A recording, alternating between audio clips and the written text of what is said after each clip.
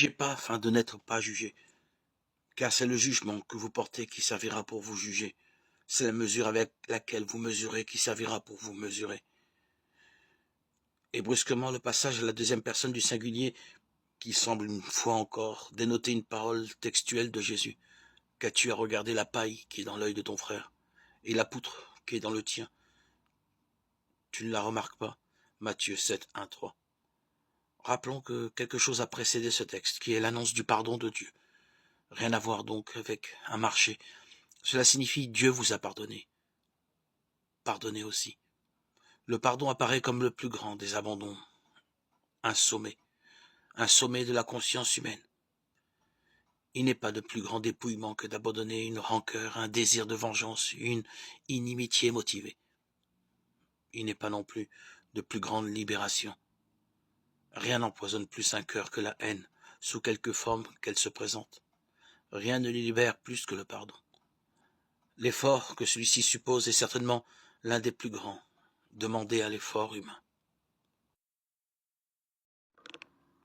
Portons nos regards sur les monuments de la bonté divine, qui nous rappellent tout ce que le Seigneur a fait pour nous, consoler et nous sauver de la main du destructeur.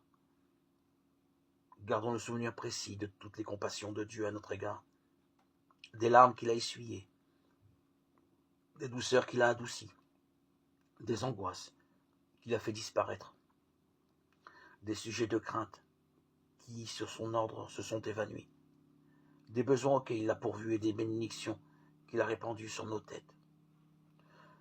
Nous nous préparerons ainsi à surmonter les épreuves que nous aurons encore à affronter pendant le reste de notre pèlerinage sur terre.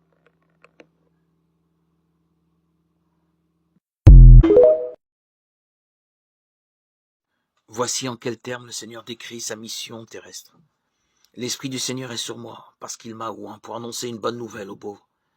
Il m'a envoyé pour guérir ceux qui ont le cœur brisé, pour proclamer aux captifs la délivrance, et aux aveugles le recouvrement de la vue, pour envoyer libres les opprimés. Luc 4, 18, 19. Telle était son œuvre. Il allait de lieu en lieu, faisant du bien et guérissant tous ceux qui étaient sous l'empire du diable.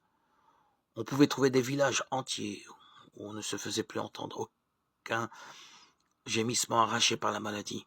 Il avait passé par là et guéri tous les malades. Son œuvre témoignait de sa divinité. L'amour, la miséricorde et la compassion se révélaient dans chacun de ses actes. Son cœur était rempli de tendre sympathie pour les enfants des hommes. Il avait revêtu leur nature afin de subvenir à leurs besoins. Les plus pauvres et les plus humbles ne craignaient pas de l'approcher. Les petits enfants eux-mêmes se sentaient attirés vers lui. Ils aimaient à monter sur ses genoux et à fixer leur regard sur son visage réfléchi et bienveillant.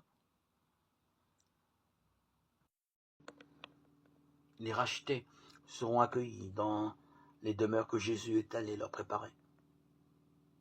Ils n'auront pas pour compagnons des êtres pervers, des menteurs, des idolâtres, des impurs, des incrédules, mais ils s'uniront à ceux qui ont vaincu Satan et qui, par la grâce de Dieu, ont formé des caractères parfaits.